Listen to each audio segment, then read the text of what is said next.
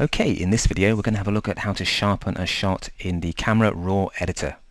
Now that's fine if you're going to actually stick to RAW and use these tools here to edit, but if you plan to use any of the other filters in the main interface by opening the image in the standard editor, then don't sharpen it in the RAW editor, because if you sharpen it now and then start editing it later, you could add artifacts to the sharpened pixels. Basically, sharpening is something you should always leave to the very end, because if you then edit a sharpened image, as I say, you can add extra artifacts, and we'll be talking more about those as we create some. I'll show you some deliberate over sharpened shots so that you can see what to avoid. But let's kick off by opening squirrel.cr2 from the CD. Now that is a Camera Raw file from a Canon camera, but it's a raw uncompressed image, so it's as high quality as we can get. And when you open that up in Element 6, it'll automatically open it in the Camera Raw editor window that we're seeing here. Now the next thing to do is to have a look at the Detail tab, because this is where the sharpening happens. So click here, and you notice there's a little guide down here to say go to 100%, and that's very important because you won't spot the effect of the sharpening if it's less than 100% zoomed in. So make sure that you don't forget to do that, otherwise you won't really see any changes happening when you adjust the sharpening sliders.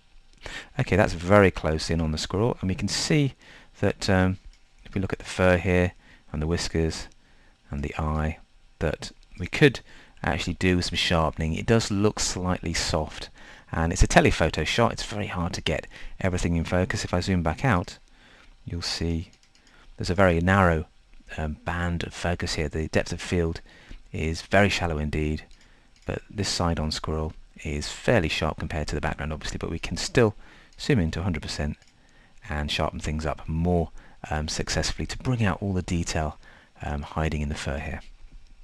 So how does sharpening work? Well, basically it increases the amount of contrast around the edge of neighboring pixels, so that gives you the illusion that the image is sharper because there's more contrast and therefore more definition, and you can see much more detail once you start sharpening up the edge pixels by using the amount slider, the radius, detail and masking. And I'll show you what these do individually, but let's start off with the most sensible one, amount.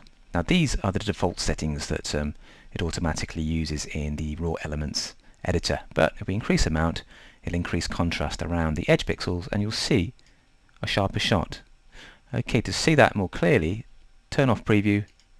There's the slightly blurred version, toggle it on again, and you can notice that there's a little bit more definition around the areas of the fur and the eye here as well. For a nice clean sharp image, don't go too far with amount, because there is a danger of adding halos to your shot. For example, if I drag it right up to 150, you can see it's a much more stylized looking shot now. It looks like a painting almost. Let me just turn off the preview, turn it on again, and let's see if we can spot any halos. You can see that there's a black whisker here, and around the edge there is a sort of white line following it, and that is a halo. Sometimes you get dark halos as well, depending on the color of the pixels that are being adjusted. So that's very over the top, of course, so let's take that back down to something like 48 for the moment. So it still looks a little bit blurred, but this tool doesn't work in isolation. It needs help from the radius tool. Now radius basically enlarges the area from each pixel that's been affected by the amount slider. So if you have a higher radius, then the contrast adjustment between each pixel will get much thicker, and this can create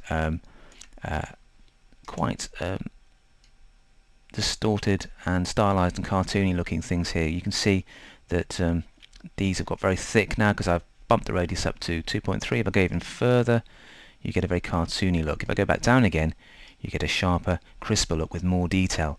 So for very finely detailed shots like this, keep the radius fairly small, and basically as a golden rule, don't go above 2, because then you'll start to spread out the contrast adjustment and get very thick lines, especially around areas like here. If I just whack radius up again, watch this fur here, it gets very soft and blocky and looks more like a painting. It's like you've been filtering it in Photoshop's main filter menu. So let's take radius back down to about 1 for the moment and try and use amount to get the amount of sharpness that we want without spreading out and smudging out the contrast change.